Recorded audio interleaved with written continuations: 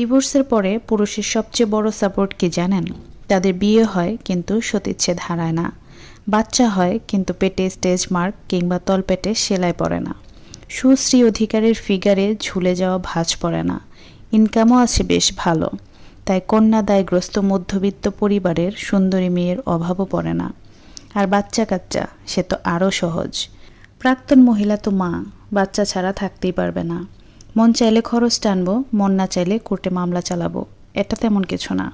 সুতরাং দ্বিতীয় বিয়ে, হানিমুন, ফের বাবা হওয়ার শান্তিও নষ্ট হওয়ার কোনো সুযোগ থাকবে না। বরং নতুন নারী, নতুন শরীর আর নতুন করে পুরনো সেই অনুভূতি, আহা, ভাবতেই আনন্দ। অন্যদিকে একজন নারী মন ভাঙা তো আছেই, কিন্তু তিলে তিলে ভেঙে ফেলা শরীরটাকে দেখে দীর্ঘ নিঃশ্বাস ছাড়বে আর ভাববে, কে নেবে আমাকে? বাচ্চা সহ পেট কাটা দাগ সহ ভারী ভারী অ্যান্টিবায়োটিক হজম করা অর্ধবৃদ্ধ এই মহিলাকে কে নেবে? থাক, আমার চাইতেও কত সহ্য করা মেয়ে আছে এই দুনিয়ায়।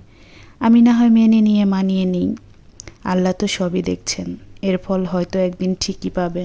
এইটুকু নিজেকে সান্ত্বনা দিয়ে হাজার হাজার নারী তার শ্বশুরবাড়িতে শ্বশুরবাড়ির অত্যাচার, স্বামীর অত্যাচার মুখ বুজে সহ্য করে যাচ্ছে। ফাইনালি সহ্য করতে না পেরে অনেকে ডিভোর্সও হয়ে যাচ্ছে। তাই ডিভোর্সি নারীকে অবহেলার চোখে না দেখে সহানুভূতির চোখে দেখুন।